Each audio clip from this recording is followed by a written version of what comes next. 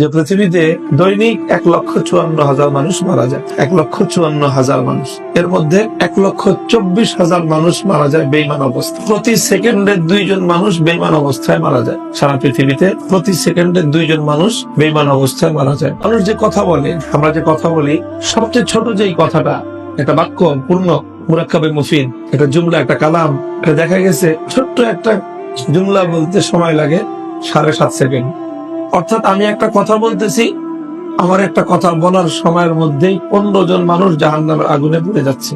কারণ প্রতি সেকেন্ডে 2 জন, 7 সেকেন্ডে 14 জন, 7.5 সেকেন্ডে একটা কথা বলতে বলতে 15টা মানুষ জাহান্নামের আগুনে পুড়ে যাচ্ছে। এক একটা গ্রামে গড়ে পৃথিবীতে মানুষ বসবাস করে 2,000 মানুষ। 1,24,000 মানুষ যদি প্রতিদিন জাহান্নামের আগুনে পুড়ে, তার মানে 62টা গ্রাম প্রতিদিন জাহান্নামের আগুনে পুড়ে ছাই হয়ে যাচ্ছে। 62টা গ্রাম জ্বলতেছে, আর আমরা হলাম ফায়ার ব্রিগেডের দায়িত্বে। এখন আমাদের আসলে কি করণীয়?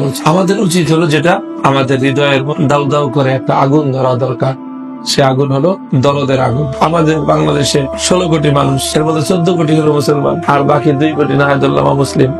14 জন যদি দাওয়াত দিত, তো 2 জন মানুষ অমুসলিম থাকে কেন? 7 জনের ভাগে 1 জন পড়তো। তো 7 জন লোক যদি একজনের পিছনে ছুটতো দাওয়াত নিয়ে, তাহলে সেই মানুষটা জাহান্নামের আগুনে জ্বলতে পারত। সে মানুষটা জাহান্নামের আগুনে জ্বলতেছে কেন?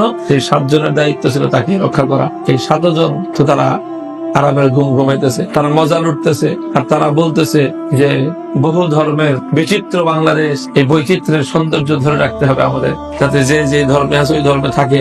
ধর্মান্তরিত হয়ে গেলে তো আস্তে আস্তে কুফর বিলুপ্ত হয়ে যাবে, তখন আর এই সৌন্দর্য থাকবে না। সমাজের প্রত্যেকটা মুমিন যদি দায়ী হইতো, প্রত্যেকজন মুমিন যদি দায়ী হইতো, তাহলে কোন মানুষ অমুসলিম থাকতে পারতো। এই যে ইফতা পড়ার যে ফিতনা শুরু হয়েছে, এখানে বড় ফিতনা শুরু হয়েছে। কি পড়া? ইফতা পড়া, বড় ফিতনা। প্রত্যেকে বুঝতেছে যে আমার নামের শেষে মুফতি লাগাইতেই হবে।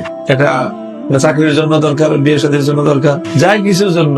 কারণ পরিবার কোথাও বায়োডাটা দিলে জিজ্ঞেস করে খালি আলেম না মুফতি আলেম। এই জন্য পড়াশোনা যাই হোক, নামের শেষে একটা মুফতি ডিগ্রি লাগায়।